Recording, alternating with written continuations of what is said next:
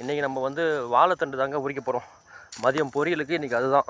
அதனால் நம்ம வந்து வாழைத்தண்டு உரிக்கலான்ட்டு நம்ம காட்டுக்கு வந்துட்டு இந்த மரத்தில் இருந்தால் நம்ம வாழைத்தண்டு உரிக்க போகிறோம். இது வந்து முந்தா நாள் வெட்டினா வாழைத்தார். இது நாங்கள் வந்து அதாவது பழத்தாறு கழுப்புற வழி சொல்லுவோம்ல, அந்த மரத்தில் தான் நம்ம வந்து இங்கே வாழைத்தண்டு உரிக்க போகிறோம். ஏற்கனவே வெட்டி போட்ட அந்த நுனி மரத்தை வந்து அப்புறப்படுத்திக்கலாம்.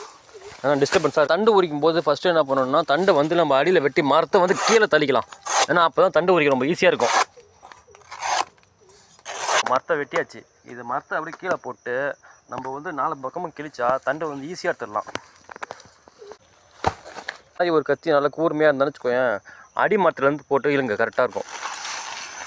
இதேமாரி மரத்தை திருப்பி ஒரு 4 சைடு எடுத்துருங்க. 4 மட்டையை போட்டு இழுத்துனா சூப்பராக வந்துடும். தண்டை வெட்டி முடிச்சிட்டோங்க. பாருங்கள் எவ்வளோ கனமாக இருக்கும் தண்டு. நல்லா ஒரு 4 இன்ச்சு 5 இன்ச்சு இருக்கும் தண்டு மட்டும். சரியான வேலைஞ்ச தண்டு ஏன் ஒசத்துக்கு இருக்குங்க. இதை நம்ம அப்படியே ஃபுல்லாலாம் சாப்பிட முடியாதுங்க. இதை நம்ம இவ்வளோ சாப்பிட்டாலே அதிகம் தான். இது அப்படியே வீட்டுக்கு போய்ட்டு அப்படியே பக்கத்து வீட்டில் கொஞ்சம் ஷேர் பண்ணி அப்படியே சாப்பிட வேண்டியதான். ஓகே மக்களே, பாய்க்கிட்டா நம்மளும் வீட்டுக்கு போய் நீங்கள் போட்டு சாப்பிடுவோம். உங்களுக்கு இந்த மாதிரி தண்டு பிடிக்கணும் மறக்காமல் கமெண்ட் சொல்லுங்கள். ஒரு சப்ஸ்கிரைப் பண்ணிக்கங்க. Tata, bye bye.